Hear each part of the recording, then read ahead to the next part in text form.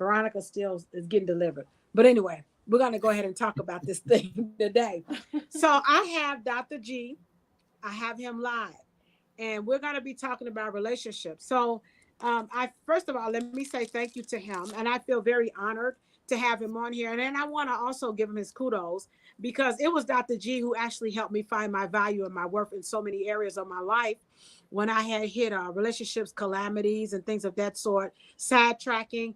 At night, a lot of times I'll sit up and I'll watch him because, especially in this season of my life, I try to feed on wisdom, knowledge, and understanding. And anything that I learn, I try to apply it to my life. I pray about it. And if it's for me, I learn how to eat the meat and spit out the bones. So I'm so very grateful because I've learned that. He's taught me a lot about compatibility of purpose, how to find out if you're ready, and things of that sort. So, again, he has been very instrumental in my life in this season. I thank the Lord for the strength that I have. I thank the Lord for the word no, because watching him and watching his life has really motivated and encouraged me to keep driving and going forward. So in this season, I'm very, very huge on when something's not working, when the flag is waving red, it's red. It's not going to go yellow, and green is virtually impossible. So with that being said, I've said enough. I'm going to let him go ahead and introduce himself to you, and we're going to take it from here. So let's take off. It's your floor. All right. Well, thank you, Veronica. Can you hear me okay? Very well. All right. Awesome. Well, thank you. It's an honor to be here with you tonight for your show. And to all of the awesome women out there in the audience, to God's Reformed Women audience, blessings to everybody. My name is G. Hightower, the Entanglement Coach. I'm CEO of Real Love Nation. And Real Love Nation is a relationship development, premarital consulting, and divorce recovery firm.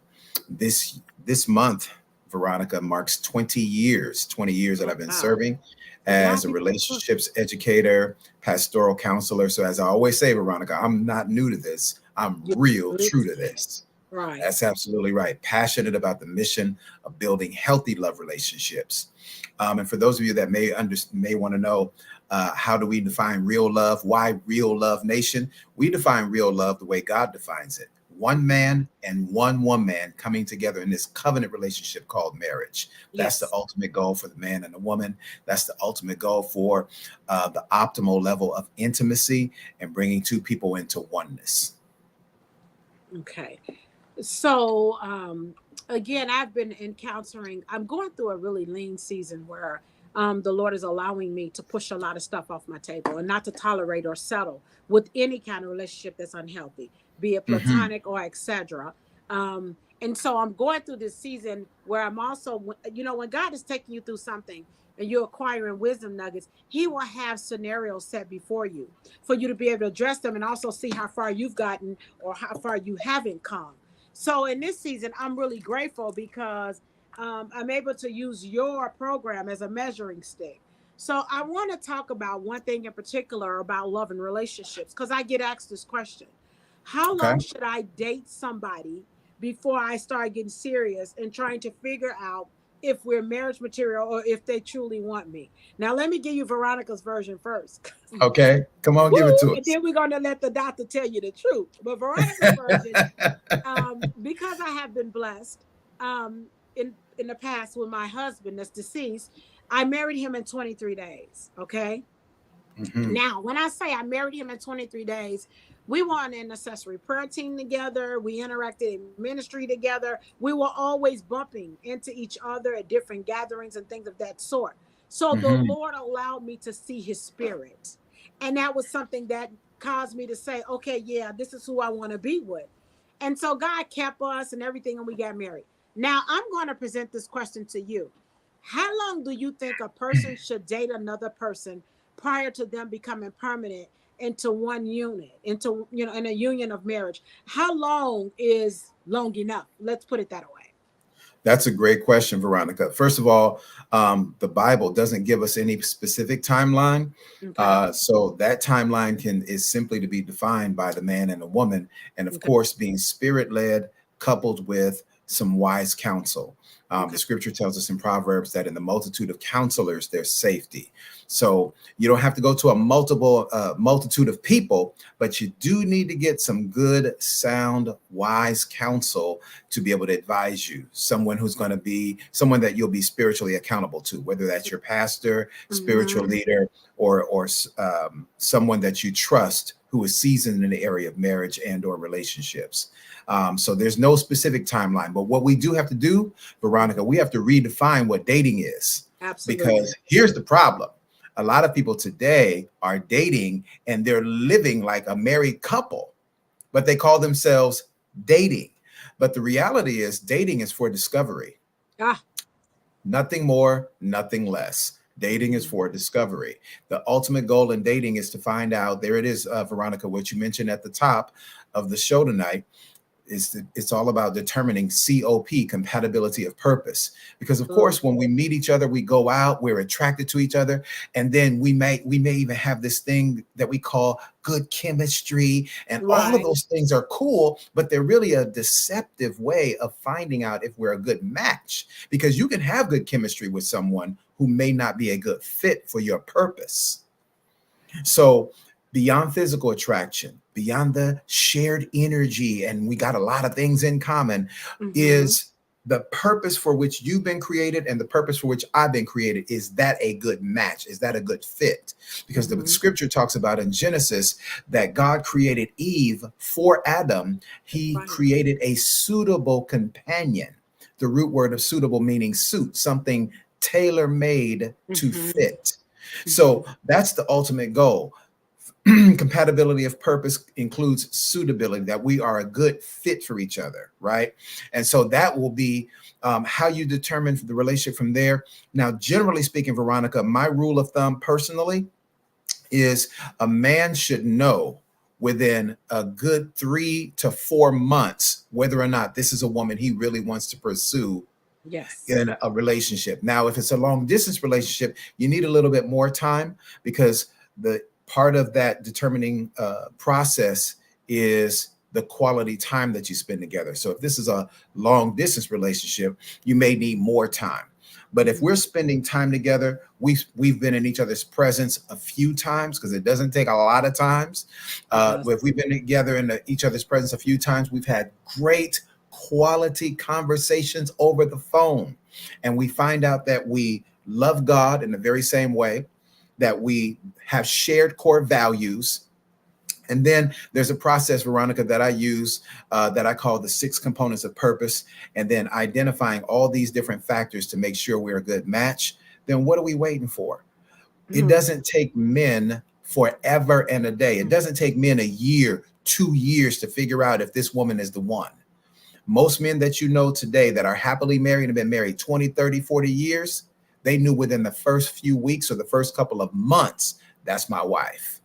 Mm. So that's the goal, Veronica. It's really about shared intimacy without becoming sexual. Thank Because you. Make that clear. if we include Mm. sex in the mix, sex is gonna mess stuff up. It complicates things. And I'm glad that you brought that out because um, that's one thing that I understand. A lot of times, this is an area where singles will struggle in.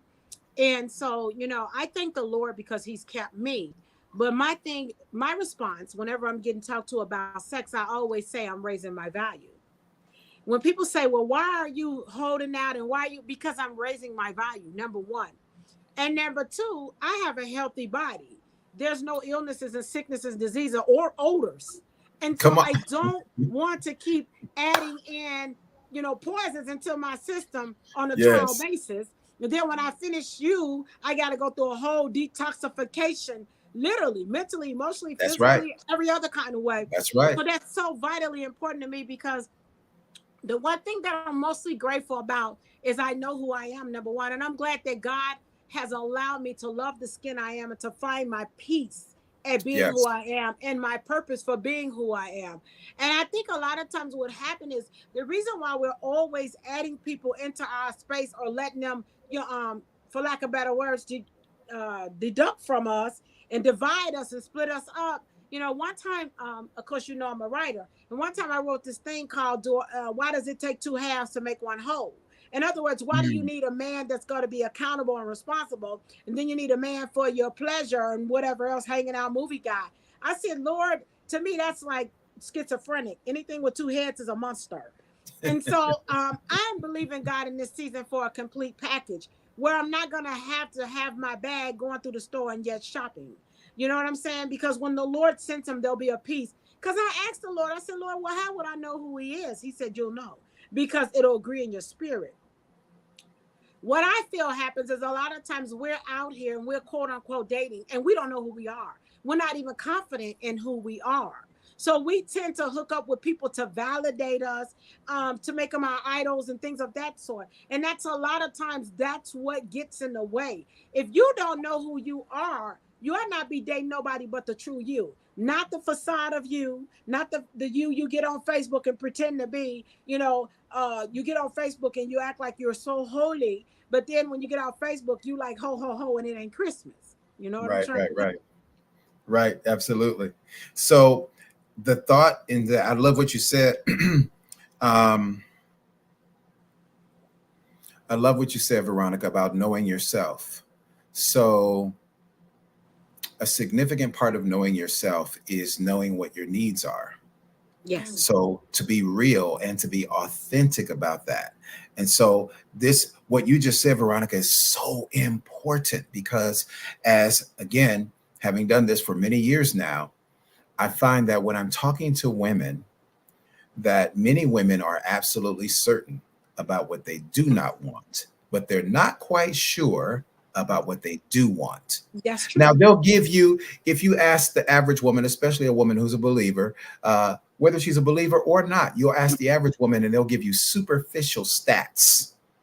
Oh, I want him to have this, and he's got to be this and that. And they haven't said anything about his character. That See, part. character is what really defines a man, not his physical strength, not his financial or business acumen, his financial stability. All of those things are included in what a man should bring to the table if he wants to be a husband, but that doesn't define him. If we allow money to define a man, we're going to miss it terribly. And so many women end up married and miserable because they Mm, allow money to be a determining factor, right? mm, mm, Character has to be the defining factor, Veronica. So now I'm focusing more so on who he is on the inside, not as all the wonderful things that he can give me on the outside. Right. mm. Because listen, we got brothers today, got plenty of money. All of this, when women talk about all these men that are broke, I'm like, what kind of men are y'all dating? You Mm. know, where are y'all going to date men?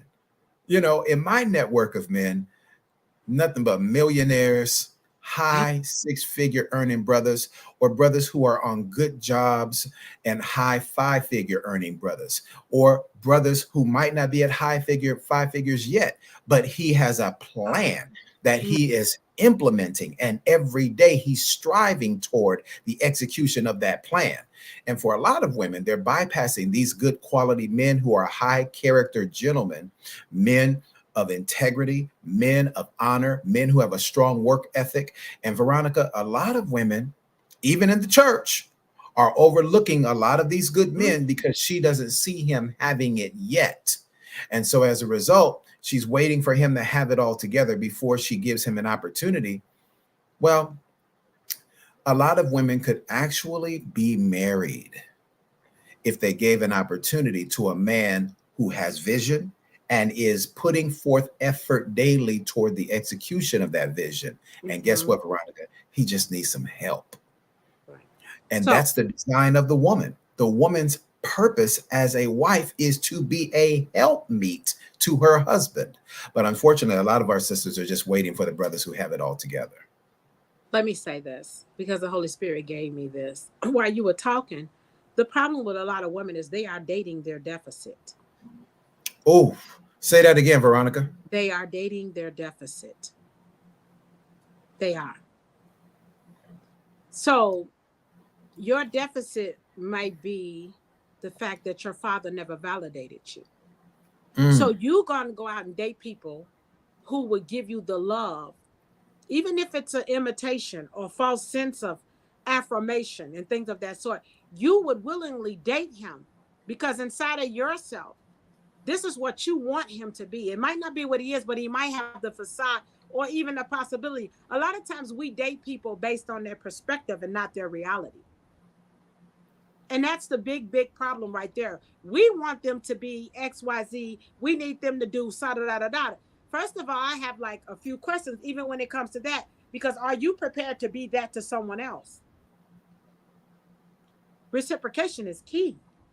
Oh, listen, healthy relationships are reciprocal. If the relationship is not reciprocal, it's not healthy. Because it requires both of us to give to each other. Listen to what the love chapter says, Veronica. The love chapter, 1 Corinthians 13, says that love is patient, love is kind. Mm-hmm. Love is not self-seeking, Mm-hmm. right? So this means that I'm not about pleasing myself, but if my relationship is with you, Veronica, then I seek to please you. I seek to serve you. That's good. That's where the relationship begins to thrive, because watch this. If you have two people who love to give, if you have two people who love to serve, then guess what? Our love should be flourishing, because I'm always trying to pour my love into you and to outserve you. See, listen, here's the challenge. And I know I'm gonna get in trouble for this, but it just is what it is. I live here. I live here, Veronica. Listen, my wife, wherever she is, have you seen her? Tell me, have you seen her? You know, listen, wherever she is, my wife will never beat me serving her. She will never outserve me, because, and I say this not to be arrogant, but I say this, Veronica, is because as the man, as the headship of the relationship, as the priest of the home, my job is to serve her. I serve her through my loving leadership. I serve her by keeping her covered in prayer. I serve her by being a provider. I serve her by being a protector. And if she's at home and she's not feeling well, I serve her by looking well to her care as well. It's my job. So no matter what wonderful things that my wife does for me, she will never beat me serving her, because Jesus is our quintessential example, right?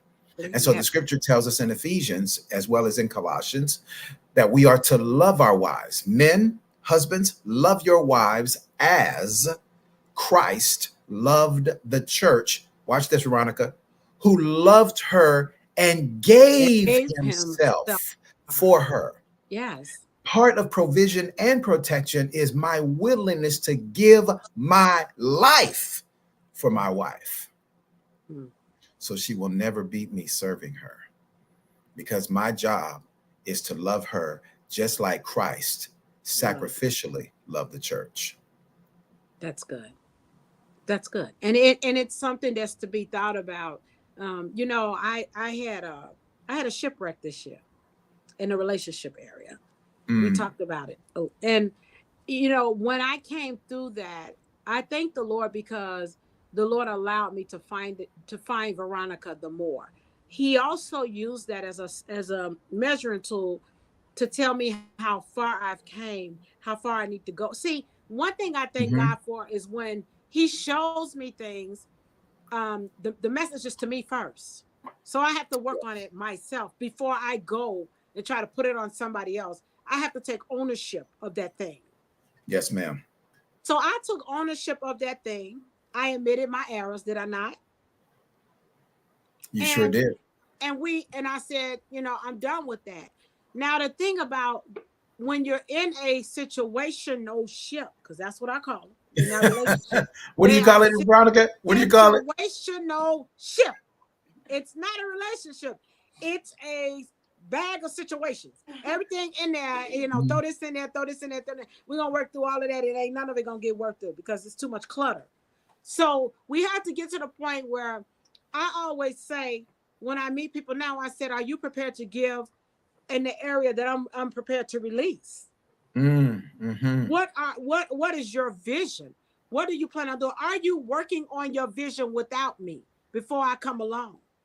Because I believe if you're not whole and complete, then you're coming in my life and fractured.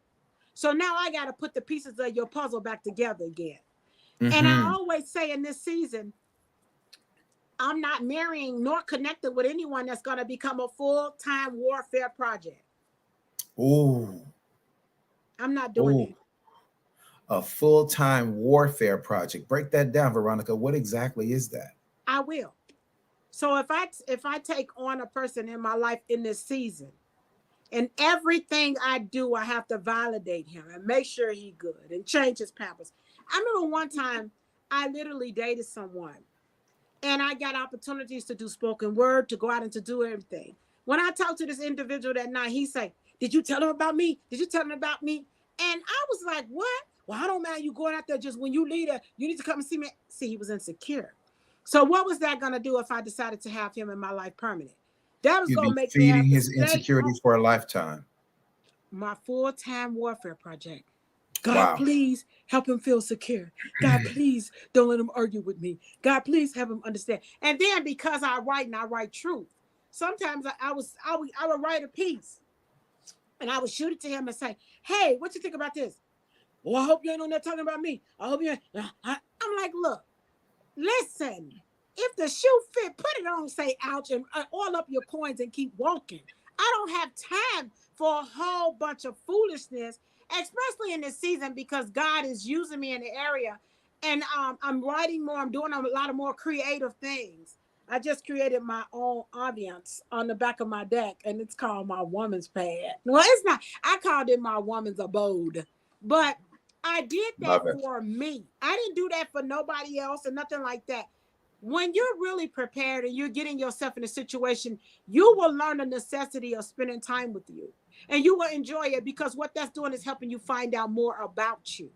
The more time you spend by yourself and you don't allow distractions in, you're not letting other people dump inside of you. The more you find out the things that make you laugh. When you get to that point where there's total serenity and you found peace, anything that comes along, this is my saying, if it disturbs my peace, it's too expensive. Absolutely. Absolutely, Veronica. There's a flow, a natural organic flow Mm-hmm. that should take place between a man and a woman when they're developing their relationship. And my mentor calls this particular principle um, the dead rat principle. Mm. So, out of a water fountain, especially if you're up in the mountains and you're getting that pure spring water up from the ground, praise God. Mm-hmm. Mm-hmm.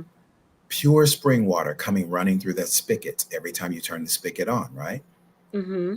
But one day, Veronica, you go to get a glass of water, and all of a sudden the water comes out brown and it smells. Mm. What in the world is going on? Mm-hmm. Well, come to find out that a rat died in the pipe. Mm. And so now, out of this spigot, where normally pure mountain spring water comes from, there's a dead rat in there. And so now you're getting tainted, poisonous water. What happens in a relationship between a man and a woman is any one of the individuals or both of them, if they lack peace, Mm. there's carrying wounds in their soul that have not been healed, if they master the ability to suppress what they've been through rather than address what they've been through, Mm-hmm. then what comes out of them and into the relationship is that poisonous water. Mm. This brings constant conflict. This brings jealousy. Ah. This brings envy. This brings strife. And the scripture tells us, Veronica, that wherever envying and strife is, Yes, there's there is confusion confusion. and every evil work. Yes. So when people look up one day and they find out that their spouse is addicted to porn Mm. and they're becoming verbally and perhaps even physically abusive, Mm-hmm. all of these things were pre existing conditions. And God was trying to reveal them to you, but you ignored the warning signs, you ignored the red flags. And or you became sexual in the relationship prematurely, and now the sex has clouded your judgment and it is preventing you from discerning that, hey, I'm no longer getting clean, pure water out of that spigot. In fact, I never have. But Mhm. now it's really tainted and it's smelling, and I'm not getting pure water in my cup. And everything about our relationship feels like warfare. See, that's the full time. That was my full Full-time time. war, Yeah. full-time warfare project. Yes. I love that term, Veronica. That's a t-shirt right there. Yeah. And it's a reality. And one thing I want to say too is a lot of times one of the greatest things we can do is really take time out. Again, I always tell people this because I know I've bumped into women because that's what I do. I talk to women. And a lot of times they'll be like, girl, he ain't this and he ain't that, but the sex is so good. And so I often admonish them to stop having sex with him. Go That's right. 2 weeks without sex and see how you feel, because Hmm. this is based on physical performance. If all they have to have offer you is some good sex, what happens when you age and you can't perform? What happened when Mr. Ed becomes a factor? ED. Oh, Should it become a factor? Do you have anything tangible to hold on to? Do you really understand the truth of the matter of intimacy? Because intimacy is really into me you see. So you'll see beyond performance, you'll see beyond that because you're seeing into me. It goes back to character. So here we are in a situation now where like I say, I encounter a lot of people, and I be thinking to myself, this is deplorable. This is sickening. Like, and they're like, well, I'm often told because I live the life I preach about. I'm often told that I live in a dinosaur age. People are not going to live like that. People don't do that stuff no more. And then someone even told me, well, if you're not going to be active, you're not going to be so appealing to somebody else. So you should probably buy you a toy. So when they get to that area, he don't have a hard time. You know what I'm saying? All this foolishness just to justify being a cesspool, letting people dump inside of you because you don't know who you are. So you buy into all of this foolery, and then you turn around and you're totally depleted. Hmm. And Dr. G, because I'm a woman, I study the physics of this whole situation.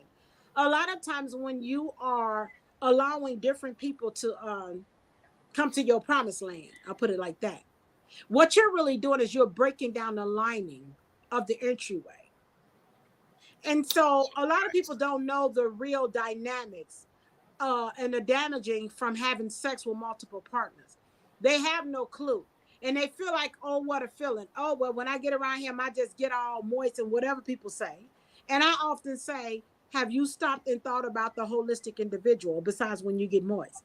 When you get through doing all that, do you all even have money for soap and a towel and some water to wash your tail?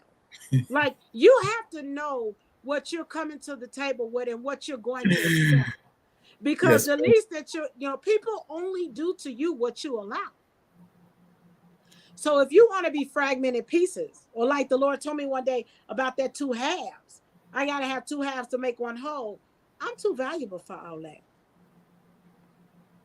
Yes, ma'am. 1000%, Veronica. I love that you studied the physical aspect of it, and of course, because a woman's body is so precious and so intricately designed by God, a woman has to understand that sex for her, and this is true for all of us on a human level, but Mm-hmm. especially for the woman, sex for her is not mere physical gratification. That's true. And if That's you only look at it from a physical standpoint, then you're going to do some terrible damage to your overall being. How God made us, we're tripartite beings. We are mm-hmm. spirit first, Mm-hmm. then we possess a soul, which Mm-hmm. consists of our mind, our will, and our emotions. And Mm-hmm. then all of that is housed In the inside body. of a body, Mm-hmm. right? So when a man and woman come together sexually, it's not just physical gratification. It's not just this wonderful physical encounter, but it is a spirit, soul, and body experience. No one feels this in that encounter more so than the woman. Mm-hmm. And if a woman who opens herself to receive a man, Mm-hmm. she's not only receiving him in terms of his penal entry, That's true. There's a timing. But she is also opening herself to everything attached to him. Mm. So now when a woman gives her body, listen, and I share this with women, Veronica, all the time in my workshops, in my classes, Yes. in my relationship master classes. Mm-hmm. Ladies, whoever you give your body to, his spirits come to live in you Mm. because he's carrying whatever spirits he has laid down with, whatever's in him, and then whomever he's been sexually involved with, he's bringing all of that, and that's being inserted into you. So all of a sudden, your hormones are raging. You're angry for no reason at all. It's not even about the visitor or anything like that. You might not even be premenopausal or menopausal, but all of a sudden, you're having these outbursts of anger out of nowhere. All of a sudden, you're terribly sleepy all the time and lethargic. Where's that coming from? It's coming from someone else that brought those spirits with them and gave them to you through the act of sex. That's an So impartation. it's yeah, it is. It's a spiritual impartation, and then over time, through the development of that relationship, or even that you had a one-time connection, and now you feel completely hooked. There's an expression that they use, Veronica. It's called being digmatized. Mm-hmm. Excuse me, I know this is a Christian audience, but I got to give it to It you. is well. Keep it real. I know you're righteous and real. Well, I I wouldn't got have to had your give it show. to you rated double R, righteous and real. Listen. Right. And so when a woman gets digmatized, well, now all of a sudden she finds herself making decisions that she would have never ordinarily made. This is a phenomenal, educated, anointed woman. But now she finds herself in stalker mode. She finds herself having tremendous emotional breakdowns, sitting in her car for hours crying for no reason. But there is a reason. It's because of the soul tie that's been developed by this man who has brought toxicity into her life rather than a holistic, loving relationship. And so it's imperative, Veronica. Women have to understand, and this is true for us men too. I teach this in our men's groups, but I'm talking to the women tonight because I'm here for your group, God's Reformed Woman. Yes. And I'm talking to the ladies. Ladies, it's imperative that you abstain from sex until marriage. If that man really loves you and he's really going to be committed to you, he will wait. Ladies, let me help y'all up in here tonight. Listen, he will wait for you. And the man who won't wait, the man who tells you, "Oh, I ain't waiting," and all that, that's old school. Or Veronica, you back in the 40s or the 50s. That's obsolete. That's played out. Guess what? He's not your man. Let that joker keep walking, because what he's saying to you parenthetically is, I don't respect your God, I don't respect your standards, and I don't respect your body. Give me some now.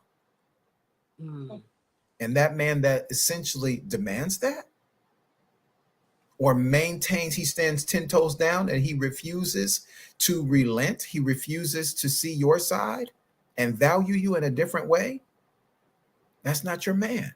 And ladies, you have to be confident enough in yourself. This goes back to what Veronica said at the outset of this show tonight. You have to know yourself, and you have to love yourself. Until you've mastered the ability to have self-love, you ain't ready to love nobody else. Your self-love will give you the confidence to say no, stand 10 toes down and stand on business and mean no. And you will not be afraid to let that man go if he's not willing to honor your standards. Absolutely. I had an encounter this week.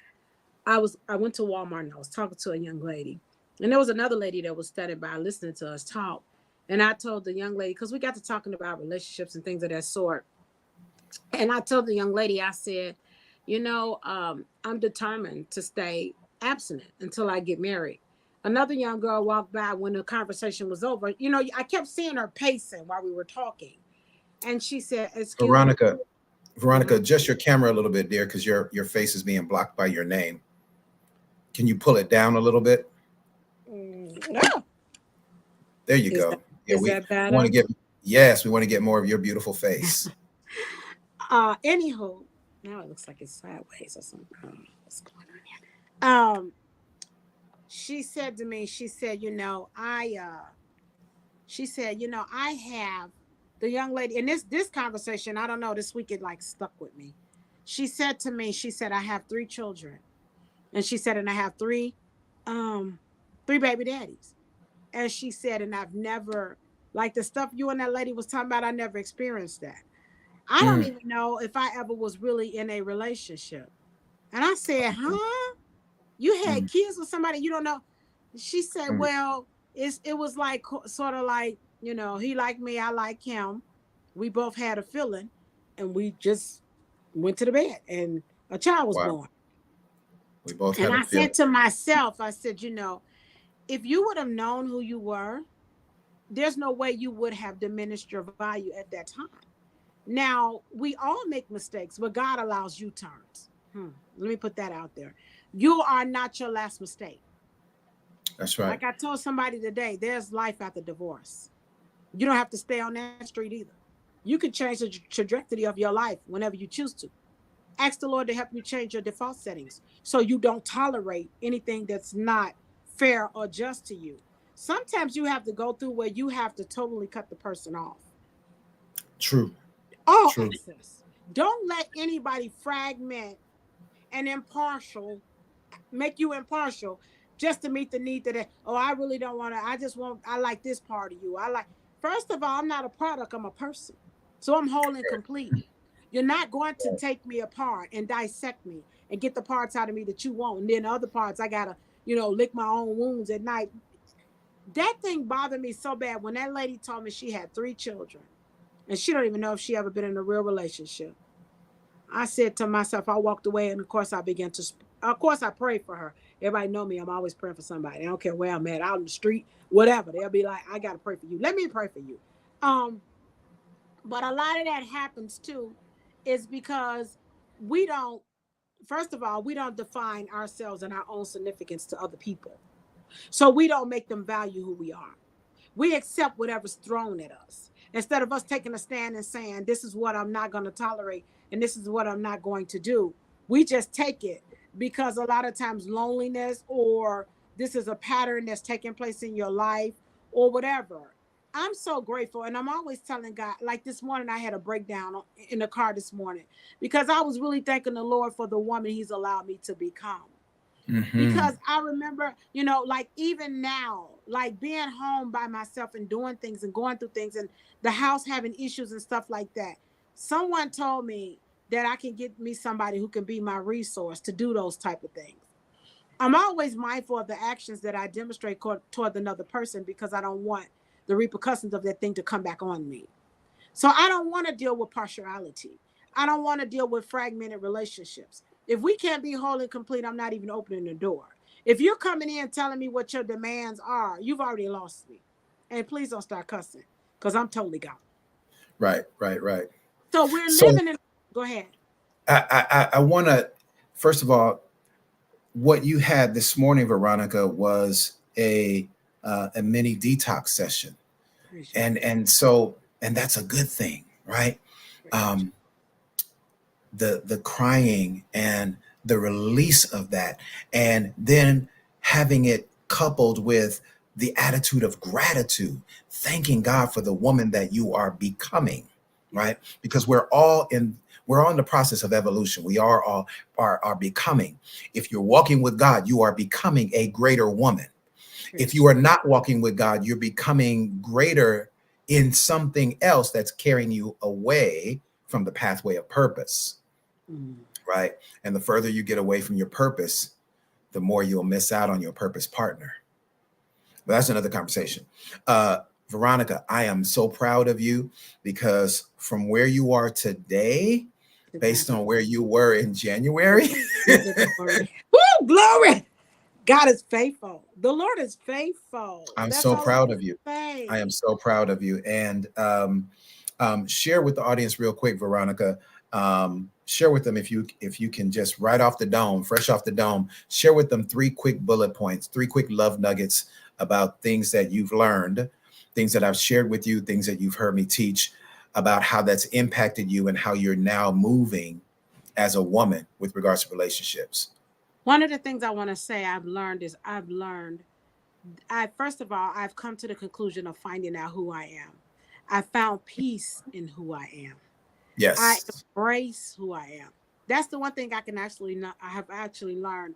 And one day you did a teaching about the word no. I don't know if you remember that. I remember that. And the word no, that two-letter word, you talked about how it could free us and set us free from so many things. I've learned the word no. And now I embrace the word no. And the other thing I learned really recently, just watching you and listening to you, is you've taught us so much about like forgiving ourselves, letting stuff go. And that's an area that will stagnate and hold us in bondage. And I'm Yes. grateful because yes, when we get in these situational ships, we are upset. We do want to strike out. We do want to act a zip dang fool, not just a fool, but a zip dang. In other words, we want to sing that song. I bust the windows out your car. You know, I'm just keeping it real. You do. You Yes, be like, ma'am. Yes, ma'am.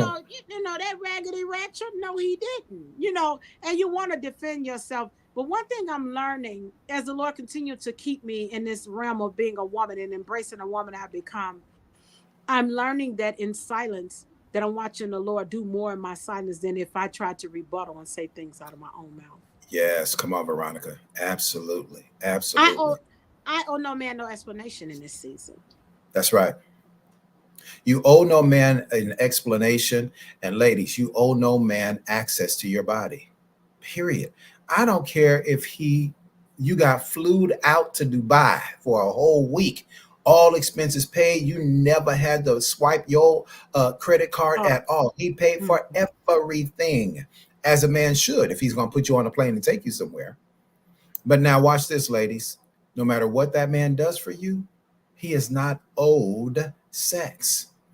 absolutely. So one of the things that we have to normalize, and we got to bring this back, Veronica. Women Mhm. have to learn not to accept gifts or money from men if you Mm, don't plan to have relationship with that man. that part.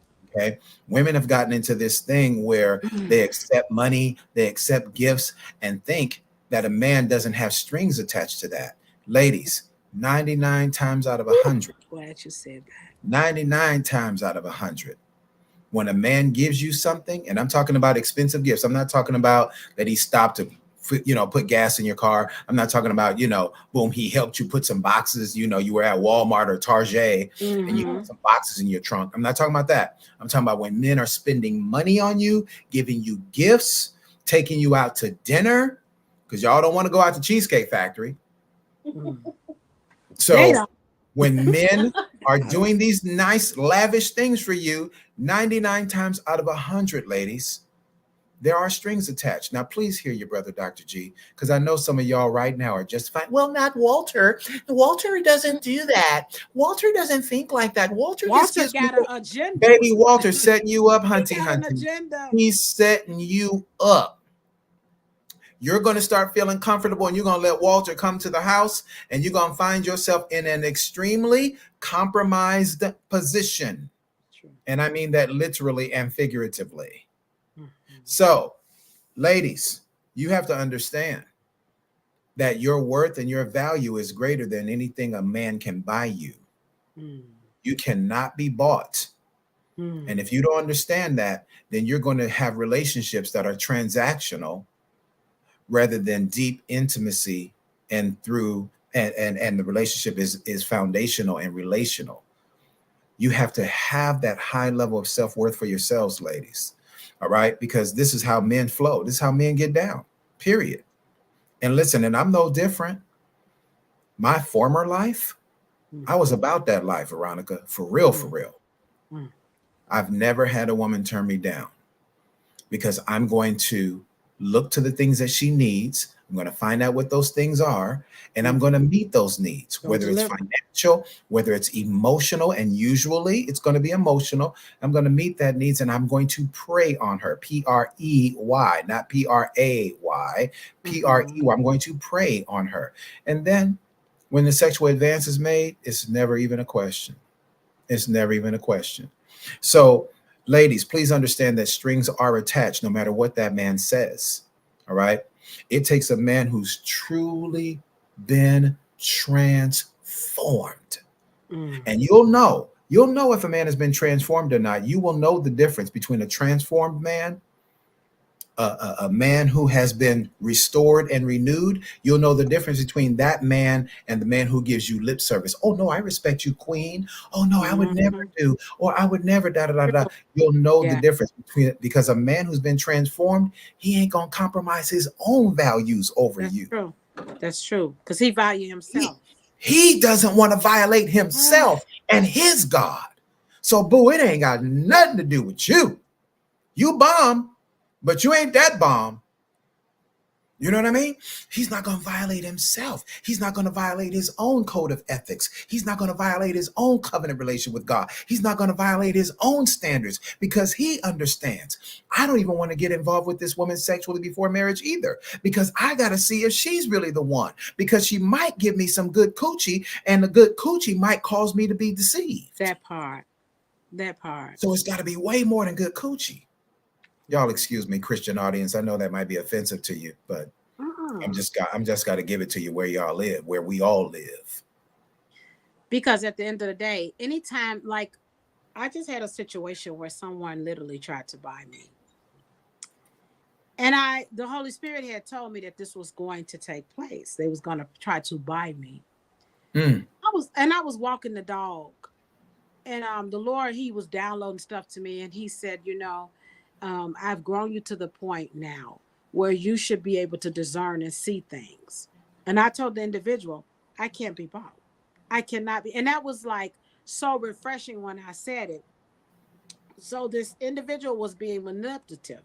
And what he was trying to do is he was trying to get me to do things that he wanted me to, oh, I'll do this and I'll do that. I just need you to do this, do that. And the Holy Spirit said, oh no, you better examine the spirit, motive, and attitude about behind all that stuff. mm, He mm. said, you examine their spirit, their motive, and their attitude. And then you see as to why now. Why they want to come now. Right. Because a lot of times what happened is males wait for an opportune, and I say males, not men. Males wait for an opportune moment to come in and be your quote unquote rescuer when Absolutely. you mostly need it, because then you feel like you're obligated to them because at least they did this or they did that. And you're not taking the time out to think this thing through and say, okay, and see, that's me. I'm analytical. So I always sit there and I'll be like, if I do this, then this, and then this, and this. And I'll probably take it too far, but at the end of the day, that rescues me because the Lord allows me to see the big picture. And so I just went through something and the person was trying to buy me. Oh, I was going to do this. Oh, I want to buy that. I don't want to put you, you know what? What's making you want to do that? And why now? I ask Examine those the kind of questions. motives. What's your driving motive? And then I have to stop and think, hmm, what's the spirit behind you wanting to do this? What's your motive for doing it? And what's the attitude behind it? And what do you plan to gain out of it? And what am I going to lose in the process? See, I count up the whole cost Yeah, because you right have now to. my price tag is very, very high. And I'm getting valuable every day, more and more valuable every day. The more I connect into me and the more I allow the Lord to show me the woman that I become, the more value and I make no apologies. And I love this woman. Don't get it twisted. And I'm nobody's dumping ground. So, and I'm sure not going to be your optional piece to share. I'm too Right. valuable to be an option. And I'm not a knockoff. So I don't deal with counterfeits, and I thank the Veronica, Lord. Mm-hmm. tell me this. What is the most what's the most valuable tool that you use to evaluate a relationship, whether or not this man is relationship ready? What I normally do is I sit back and my most valuable tool is I listen. I do more listening than I ever do talking. If you sit back and listen, a person will tell you just what you need to know if you just be quiet and sit there.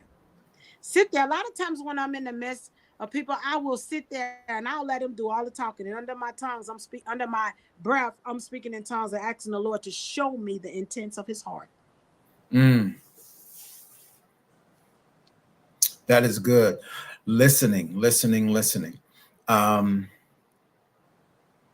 Ladies, I want to say this to you tonight, to um, the awesome group, God's Reformed Woman, and to the ladies who are a part of Real Love Nation. Blessings to you. Thank you all for tuning in tonight. Um, Ladies, the greatest thing that you can do as you have interaction with a man is listen to him. Mm-hmm. Um, there is duality of purpose in listening. Notice that we have two ears, so we should, and one mouth, which means we should be doing twice the amount of listening than we do talking. Mm-hmm. But ladies, the reason why listening is so important for you, because to Veronica's point, you're going to be able to pick up and discern what his true motives are, but you can only gain that by listening.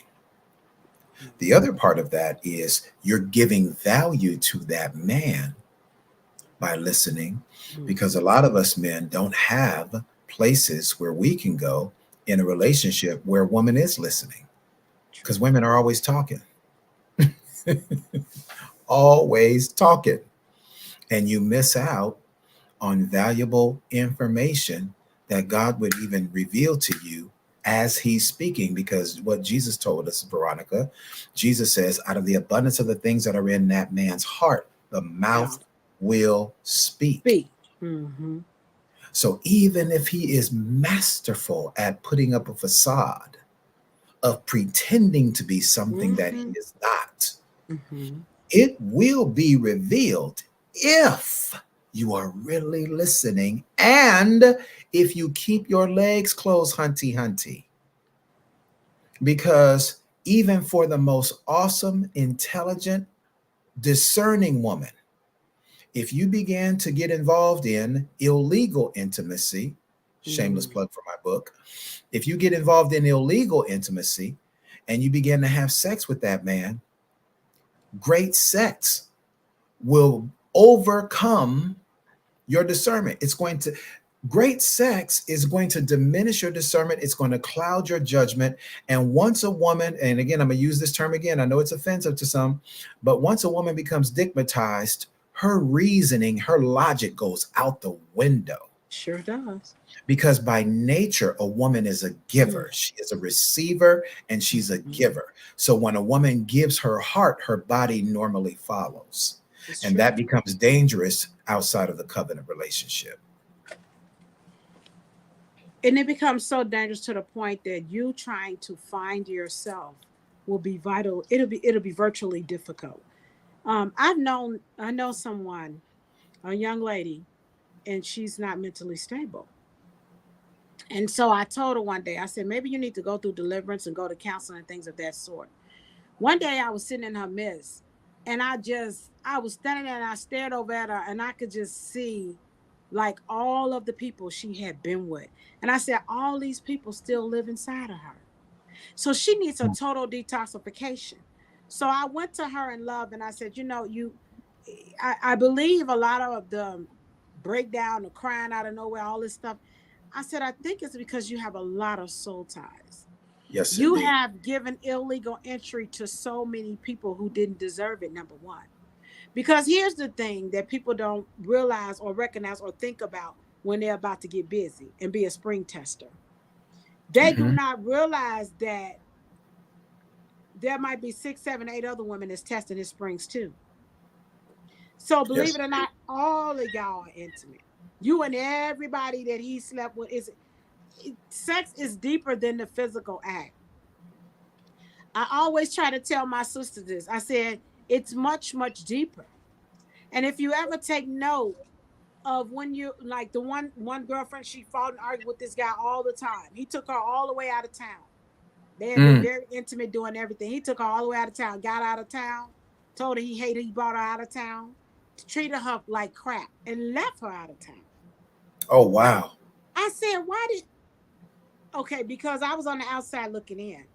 I asked her, why would you go out of town with him when I told you what his spirit, motive, and attitudes were for you going out of town with him? Well, he said he loved me, blah, blah, blah. Believe it or not, right now, today, that particular young lady and I are no longer friends. And guess what? He's still dragging her everywhere. And notice I said dragging. he'll never marry her. He'll never Exactly. marry her because she Exactly. has diminished herself down to being like that hobo stick in the bag you throw over your shoulder. If you don't know your value, how do you expect somebody else to know it? I'm glad you said that, Veronica, that she has done that to herself. See, ladies, a man can only do what you allow him to do. That part. And if he knows he can have sex with you, take you out of town, travel here, travel there, and he's not required to marry you, most men won't. There are some men who will. There are some of us men who've been raised a certain way, and we know we can't stay in a relationship with a woman without marrying her because we've been raised a certain way, Veronica, where we already know if we take her home to mom and dad, grandparents, they're going to be, hey, boy, when you going to make an honest woman out of her? They sure See, are. some of us have been raised that way, but not many of us today have been raised that way, right? The millennial generation definitely don't have that. If you find a millennial that has that, he's got grandparents in his life. That's old school upbringing, Mm-hmm. right? Mm-hmm. So that qualification, or rather requirement, the requirement, ladies, the standard that you set is the standard that a man will step up to. Ladies, I want to encourage you with this tonight, that most of us men have never been required to abstain from sex till marriage. Most of us have not. Most of us have never been with a woman who says, no, I want to wait. And we stayed with that woman. Mm-hmm. Because most of us men, if sex is a super high priority for us, if you don't give us some, we're going to go get some from somewhere else. It's okay, boo. Cool. I'm going to respect you. I'm not going to violate you. But honey, if you don't do your duty, I'll go hang out with Big Booty Judy. Low self-esteem. I call it Right? low self-esteem So, Sally. so now watch this, ladies. Conversely, there are a lot of us men. If we really love you, we will step up to the standard that you set and that you maintain. Now, ladies, here we go again. I know some of y'all probably feel like I'm a little tough on you tonight, but I got to give you this, ladies. Listen, the standard that you set and you maintain, you can't compromise the standard now. You can't lower it one night when you get horny. And then the next night you decide, oh, no, we're not going to do that. I told you, Elgin, I told you we wasn't doing that. No, but baby, you gave me some last night, though. What's up? Right. Oh no, well, I told you, that was just one time. One time got to turn into another time, girl. This thing is like Lay's potato chip. You can't just give me just one. Mm-hmm. Can't stop eating them. Hey, give me some more. Give me. My name is Jimmy. I want to take all you give me. Right? So it becomes a thing now that you have opened a door for yourself. And then you want to try to close that door. Once you open that door, you've lowered the standard, and now there is no standard. And you've diminished respect value. Diminished respect. Ladies, we respect women that hold the standard and maintain the standard. And the men who don't respect you, he's not the one. We're not even having conversations with him. Ladies, y'all gotta normalize cutting men off who don't value you and respect you. If he's making these nasty, lewd comments towards you, if he's always making these sexual advances or sexual innuendos that he's throwing at you, cut that joker off. Veronica, if I showed you my inbox, it is filled with tons of women that have sent me pictures. There are a few women who sent me topless pictures. There are women who have sent me pictures in bikinis, underwear, all of that kind of stuff. Guess what? Why? Do you know not why? only did I unfriend them, I welcomed them to the delete and block ministry. The block ministry is strong, because what I don't want, not only am I not going to allow you to defile me and disrespect me, not only am I not going to do that, but I don't even want that energy being close to me. Because watch this, Veronica, even if we view it and we keep looking at it, what that does, it opens a portal in the realm of the spirit now. Yes. And through my eye gates, I've given access to the enemy to bring temptation my way constantly. Access and illegal entry. Because first of all, I want to say this. A lot of times, the reason why, and let me say this, I had inbox demons too that I had to send them on their way because I don't play no games. I thank the Lord because I have never, ever, never cheated in my life. I've always been loyal. Amen. I thank God for that because I always felt like I was too valuable to participate in such actions. I never want to do something to someone else that don't want done to myself. That's another part. But as we continue to talk and go along, one of the greatest things I would tell women nowadays is to get to know themselves. So many women don't know themselves. They don't even know, they know versions and bits and pieces of themselves, but they Mm-hmm. don't know themselves. And to ever take a day out and just spend time with you, laugh and stuff like that, we first of all, we're terrible about identifying our triggers, the things that set us off, or the things that make us want to go awry, go left or to the right, and not stay focused. Yes. That's why you have to get to know yourself at your core. Because once you get to know yourself at your core, then you'll start establishing healthy standards and boundaries, as well as becoming connected to your value and your worth. Some women don't know their value or their worth. And to put a standard and a boundary out there, it's just not going to happen. Because the minute that Bobo come along and he crossed the line and push it back just a little inch, 2 inches. Boy, you funny. 3 inches. I, I, I didn't mean to go here. Before you know it, you all the way out there. And now you've lost yourself. You've given up your power. And so now you're stuck trying to find yourself and it's like Humpty Dumpty had a great fall. All the pieces are all on the ground. Now you got to try to put all these pieces back together. And the one thing now, a new trend is going on now is, I don't understand this stuff.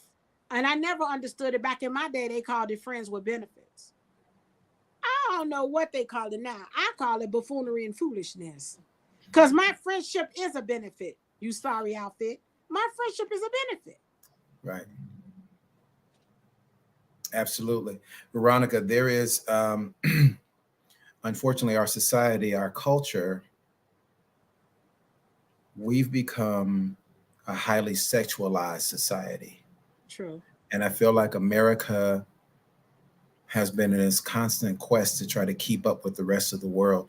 America used to be, at the very least, she was a nation of morals and great ethics, even though this whole make America great again, we can't ever really say that America was great in terms of being perfect, because there are no perfect people. So there's no perfect nations, right? Mm-hmm. But the greatness of America has always been that we live by a certain standard. We have a certain moral and ethical code, right? Mm-hmm. That even though we were horrible for hundreds of years enslaving Black people, America has evolved into a nation that attempts, at the very least, attempts to live by the standard that she has set for herself: life and liberty and pursuit of happiness, and justice and liberty for all. With liberty and justice for all. So she has at least attempted to strive to meet that standard, right? Well, now, in a sex crazed society, now America is just all out, just trying to do whatever seems popular to do. And so even in selling a hamburger or selling an automobile, it becomes naked woman on the car. They got some naked woman on the car. On the car. There was a Carl's Jr. commercial. I write commercials, so I love looking at good quality commercials, but I write commercials for radio and television. And I saw this Carl's Jr. commercial because a friend of mine was in one of the Carl's Jr. commercials that was legendary. So their next set of marketing, they came out with the $6 burger. And in the commercial is a woman in a very scantily clad bikini, and she's got water all over her. And she's wet. The $6 burger by Carl's Jr. And it's not even about no burger. What's the subliminal message?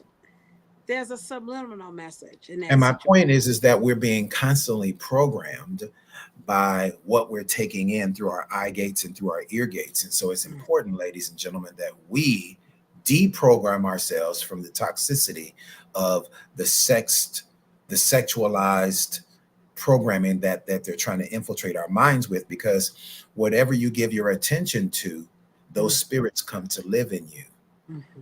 So now, because you're constantly giving your attention to that, the spirits of that thing come to live in you. And now you begin to look through the lens of sex in relationships. Um, as a man who's living here in Atlanta, although I'm born and raised in Los Angeles, shout out to my city, shout out to South Central. Come Uh, as a man who lives here now in Atlanta, I'm considered gay because I'm a man who's abstinent on. and doesn't believe in having sex until marriage. Mm-hmm. And because I maintain that position, women will accuse me of being gay or bisexual because Mm-hmm. no man is going to resist. You know, I've literally had on more than one occasion, Veronica, I have had a strange experience. You know, Grace Jones in the movie Boomerang with Eddie Murphy, Oh and she's my. trying to get Eddie Murphy to sleep with her.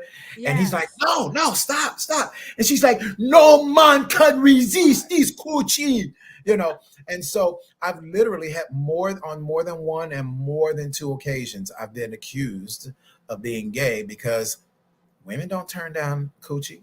What are you talking about? Something wrong with you? What's wrong with you? Yeah, I've had that happen. And so even to my brothers, I want to say this to you tonight, brothers. I'm an equal opportunity preacher, so I got your back too. Trust. Brothers, I want to say this to you. Your value is going to be determined on your discipline. Mm. Your That discipline that's is going deep. to determine your value. That's Because, deep. brothers, what you've got to understand is even though we're hunters by nature, all of us, we're hunters by nature, you got to understand that we are also the hunted. Mm. So a woman can diminish your value, steal your essence, your energy, rob you of your focus on your purpose, which Yes. delays your prosperity if you allow a woman to get you caught up sexually before marriage. Brothers, I know you're not accustomed to hearing this, and it probably sounds weird to most of you, but brothers, listen, study great kings that had a fall from grace. If Mm-hmm. you study great kings historically, every great king that had a mighty fall from grace, when you look through all the rubble of his fall, the demise of his kingdom, you'll see that a woman was in there somewhere that he had no business hooking up with. Mm. Okay. You can go back and study kings for thousands of years. And I Mm-hmm. promise you, whenever you saw a king that had a great fall from grace, Mm. his lust, his pursuit, and his involvement, his illegal intimacy with a woman was a significant portion of the reason why his kingdom fell. So, men, for us, having discipline is everything. Your focus on being disciplined, pursuing your purpose, your focus on being disciplined and honoring your God, and not allowing that woman to become an idol in your life because you put her before God. Mm. Wow. That was good. Because I often say, a person that doesn't, if you're a person in this season in life and you have discipline, you are a powerful entity. First of all, because you superseded most every, the best is because you understand. See, this is a season where, with all, because I look at stats, I watch all that stuff on TV and da da da da. Da. But with all of the STDs that are out here and all this other stuff that's going on, it's like, do you not see yourself as valuable enough, or do your flesh supersede you? Because one thing about lust consists of greed and it is never satisfied. You can Right. sleep with the whole Chicago, because I'm in Chicago. And at the end of the day, if they don't have any sexual discipline, they're going to start in the suburbs, south suburb, Mhm. northwest. And it just keeps going and going. And again, that is because of the simple fact, they don't know their value, nor do they know their worth. So they'll sit. I mean, some men will tell you, I get it right. I lay wherever she want to let me play. Not realizing because you think you're hitting this and you're depleting her and diminishing her, you're being depleted too. Right. Absolutely. 1000%. Veronica, it's literally the equivalent of understanding, looking at it as a vehicle, that each one of us are vehicles. So every time you're connecting with somebody sexually outside of the covenant of marriage, they are siphoning your fuel. Wow. And if you allow too much siphoning of your fuel, you won't have enough to reach your destination. Mm, And so that's it's good. imperative for all of us as men and women. Stop letting people siphon your fuel. Stop letting people connect with you and getting involved in illegal intimacy. If you really like that person and you guys feel like you have enough of the right stuff to make this relationship work, get your black tail, white tail, Asian tail, Latino tail, European tail, get your tail married. Go ahead and get married. What in the world? Don't tell me is you, oh, we got to save money. Don't tell me, oh, we got to da da da da da da da da. No, because couples that are in my life who've been married 20, 30, 40 years plus, my spiritual parents just celebrated 53 years being married this year. They didn't Wow. start off with a lot of money. They're well off today because they took the time to do it right at the beginning. Mm. They didn't waste their lives living together 3, 4, 5, 6 years, and we still trying to figure out. Figure what out? In California, Veronica, if you live together for 7 years, the You state of married. California considers you Common common law. law married. Married. Mm-hmm. Mhm. And in some states, it's 2 years. You just Mm. can't be shacking up. Yeah, I said it. Shacking up. Oh, I'm sorry. That might be a little too harsh for y'all. Let me go 21st century on you. Cohabitating for economical purposes. Let me go even tougher. Foolishness. Veronica, you want to take a few questions from your audience? Oh, sure. Okay. Been watching. Okay. First of all, yeah, if you guys have questions, Latanya, you got a question. Why do men put so much value on the physical act of sex? That's a question that popped in. Um, because we're completely wired differently than you. Women value sex through the strength of the emotional connection. Men value the emotional connection based on our connection with you sexually. So we open up on an emotional level after we have the physical connection. We will not, generally speaking, we will not open up on an emotional level unless we've established a sexual connection first.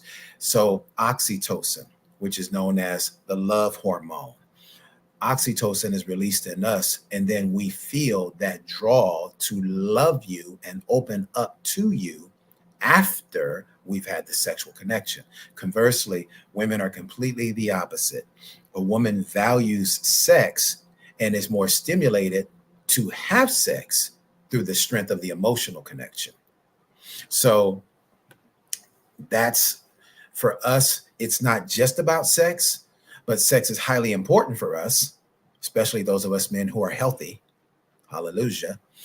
Uh, Sex is important to us, Veronica, to my lady, because that helps forge that bond between us. So you, ladies, outside of marriage, you got to maintain that standard, and keep that standard high and communicate to that man. If you really love him, if you really feel that that relationship has the potential to go somewhere, then you want to convey to him that you have a desire for him too. You're a human being.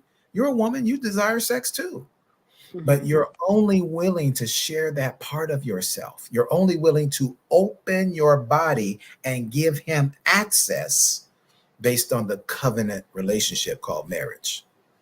Mm. Hopefully that answered your question.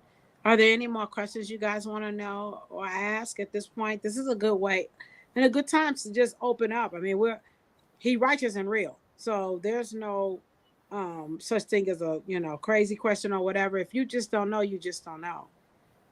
Here's a And question, Veronica. Here's a question from one of our okay, brothers, Mark okay, Reed. You want to read that, Veronica? sure. It says, would some men want to wait till marriage but have the urge to go ahead before marriage? What do they do? Great question, Mark. So again, the urge is going to be there. All right. And all of us men are the same. Even if you got the Holy Ghost and you are disciplined, your body is gonna want to have sex. Listen, I've been abstinent for quite a while now, Veronica. I got years under my belt. Me Right. too. Thank Now God. watch this. It doesn't diminish the desire. The desire is there. Mhm. I keep myself out of situational ships. That part. Yes. Right? Good word. By not going out and not hanging out and spending time frivolously with women just because I'm lonely. This is a part of the sacrifice, right? Because I already know I get out there and hanging out and you go in the lounges and then don't let you have a drink or not Oh, a drink, but a drink. it's all You over. go around and have a drink. All it takes is one, and you start buzzing. It lowers your inhibitions, and next thing you know, you start rubbing up against something nice and soft and smelling good. And next thing you know, boom, you waking up the next day like, oh my God, I can't believe we did that. Where's my underwear? Did you see my bra? And you're waking up the next day, and both of y'all are tripping, trying to figure out how did we get here. Shout out to Deborah Cox. How did we get here? Ain't nobody supposed to be here. Right. That's right. Right? That's what I'm saying. So Mark, my response to you, my brother, is that even though the body wants to go there, right? Mhm. You have to see yourself, king. I'm speaking to the king in you, Mark Reed. You have to see yourself as a king, that my best, most optimal way of growth, advancement, and success is to give myself physically to a woman that I'm going to be married to. Anything less than that standard, I'm not operating within the character that God has placed inside of me that's going to allow me to be successful, right?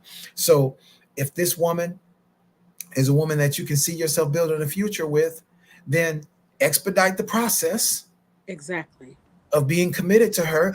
Show her, demonstrate to her that you want to be a provider and a protector in her life, and then say, hey, babe, I'm trying to make you a wife. What's up? What's cracking?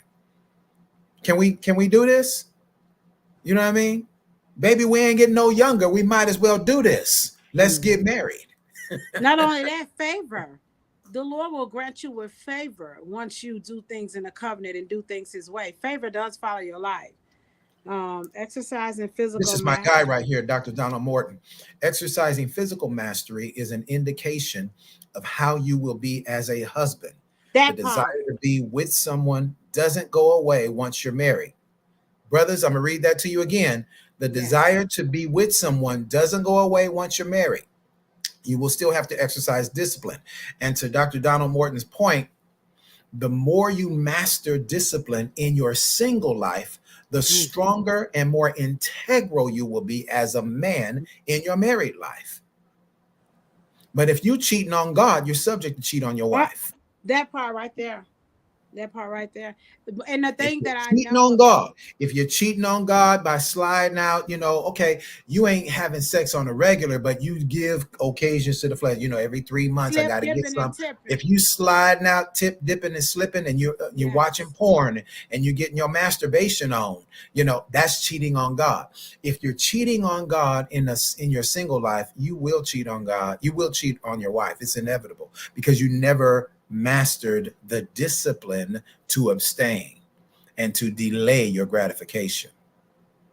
Hmm. And since you mentioned that M word, I want to talk about that because I had to tell somebody this before. When you're into masturbation and you decide to get with somebody else, be it hopefully in a marital vow, what happens is a lot of time your partner will struggle because when you masturbating, you are the master of your bait. Let's start and stop there. You have been sleeping with sexual Master of demons. your bait. Okay. You have been sleeping with sexual demons, incubus and succubus. You opened up portals for them. It's going to almost be virtually impossible for another physical person in the natural to satisfy you because they're competing with unresolved demons that you opened up the portal for. Mm, mm, mm. That's powerful right there, Veronica. Listen, I want to encourage all the men that are on this broadcast. Make sure you give this brother right here, Donald Morton, make sure you give him a strong follow, gentlemen. He is the CVO, Chief Visionary Officer for Remand. Hmm. Remand is an awesome organization, Veronica, that I am blessed to be a part of. Okay. That I'm also a trainer in this organization, and Okay. we specialize in training, developing, equipping, and empowering Black men to be successful Oh, wow. spiritually, mentally, emotionally, financially, and relationally. So, in every area of a man's life, Remand is about building men, especially building Black men. So, make sure you give my brother, Dr. Don Morton, give him a strong follow, and then go to our page, go to the Remand group pages right here on Facebook. Join it. It will change your life, brothers. Listen, no matter what level you're on, you might be a multimillionaire. Like, oh, I'm straight, I'm cool, I don't need to be enough. I'm a Kappa, I'm an Alpha, I'm Omega Dog, woo, woo. I mean, whatever, whatever level you are on, I promise you, you connecting with this Black man right here, Don Morton, he's gonna help you get to that next level. Trust and believe me when I tell you. All right, Okay. go ahead, We're gonna Veronica. we're gonna go through the formality. At any, I wrote. Well, now I got 3 books. I have, and let's talk about your book. Let's mention your book before I do what I'm about to do.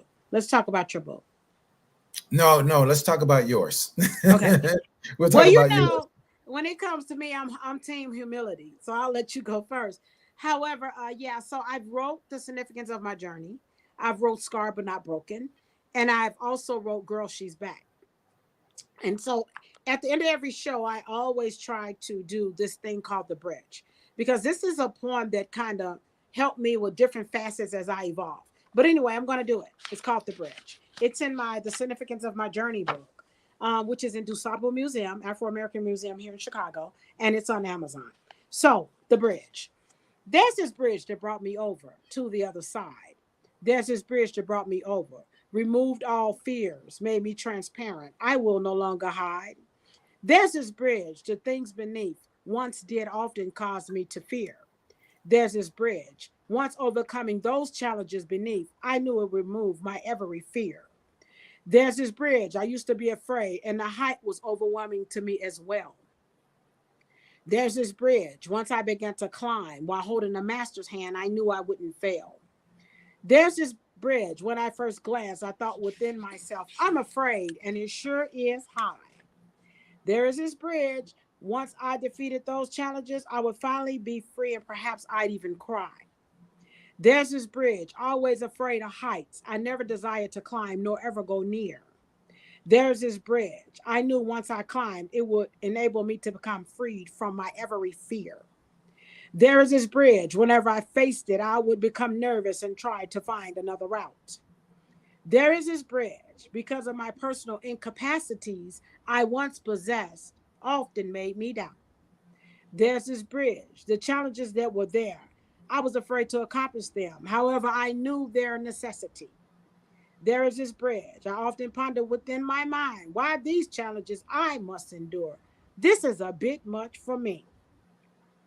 There's this bridge in my dreams, often tormented, especially that middle section. It was oh so high. There's this bridge. Once in the middle, I realized I'm too far now. While looking at the next ledge, I began to sigh. There is this bridge. I dreamed for years. I make it to the other side one day. I often did desire. There's this bridge. I knew to accomplish my those challenges beneath, I'd have to endure the refiner's fire. There's this bridge. In the process of crossing, there were some things I simply had to shed. There is this bridge. Those challenges I often seem as impossible, and the confrontations did often replay within my head. There is this bridge. I've seen others attempt to overcome some of this opposition, simply give up and quit. There is this bridge. Me being a fighter, always trusting God, I often declare by faith, devil, this is it. There is this bridge. I trust it. I'm going to the other side. And when I arrive, I will rejoice. There is this bridge. In order to accomplish my God given goals, I realized I had to open my mouth and use my voice. There is this bridge. I knew once I'd climb along each inch, things would fall off. You see, validation I'd possess. There's this bridge. After finalizing the climb, the skills and wisdom I acquired, others would bless. There is this bridge. God just gave me a vision. He showed me you finally reached the other side with success. There's this bridge. Now gazing upon it and reaching the other side, I realized it was I who hindered the climb. There is this bridge. Listening to other failures, they never found resolve, and their failures often did replay within my mind. There is this bridge. God showed me all these years while he was trying to pull me across with his unchanging hand. Wow. There's this bridge that brought me over. I said, God, why is success now? He said, you finally let go and stop being controlled and manipulated by man. There Mm. is this bridge. One of the hardest things in life is knowing which bridges to cross and which bridges to burn. It's powerful, Veronica. Thank you. That's powerful. Thank you. Absolutely. You can have I want you to have closing remarks as well. I want to honor two of the ladies that are here, and I'm going to invite you to have an opportunity to be a part of my elite women's coaching program. This is only for the women who are really ready to love. This is not for counseling. Yes. This is not for women who are still angry, justifiably angry, but you are angry and you are not in a place of relationship readiness. This is not for this group. This elite coaching program, Ready to Love Again, is only for the women who are really in a state of what I call, Veronica, relationship readiness. All right. Mm-hmm. So I'm going to offer tonight, I'm going to offer you an opportunity to, first of all, go to my website, and for any woman, for the first couple of women who decide that you are ready, I'm going to give 50% off tonight on behalf of Veronica and Reformed Woman, this awesome group. I'm going to give 50% off tonight. For God's Reformed Women's Group, I'm going to give 50% off for any woman who wants to join this coaching program. All right. Now, there's my website, readytoloveagain.com. You'll see that as a community. And in addition to that, what I'm going to do is I'm going to give you a link where you can, and now if you go to that, there, you'll put your email address in, and then where the note is for you to attach your note, just say, hey, I want to join the program. I want to join the Ready to Love Again program. And I'm going to get that email immediately as soon as you go in and you register. And then I will email you once I close out this program with Miss Veronica tonight. I will email you back, and I'm going to send you a link that's going to give you 50% off for you to be a part of this awesome community. Okay.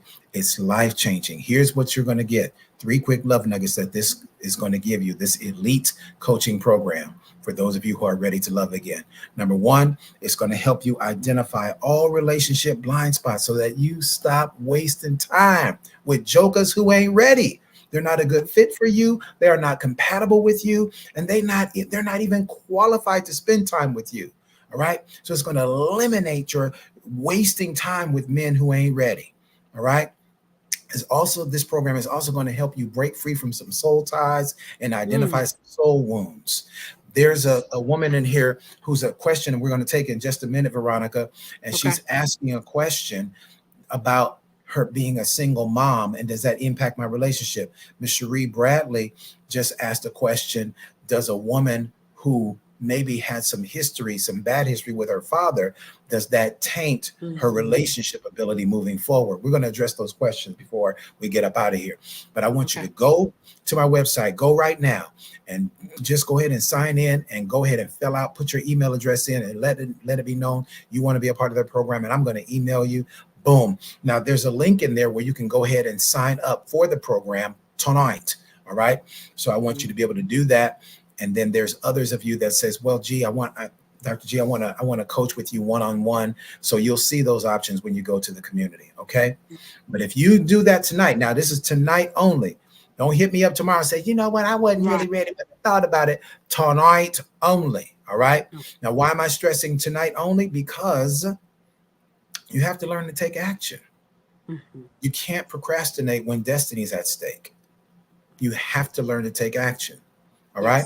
Y'all know how to take action. If you see a Coach bag, a Louis bag on sale. If you see a Louis bag on sale, you see something in your favorite dress, your favorite shoes on sale, you go after that and no hesitation. You don't pray about it, nothing. You just go for it, swipe. But everything that comes to building ourselves and operating in self-love, we got to pray about it. We got to think about it. Absolutely.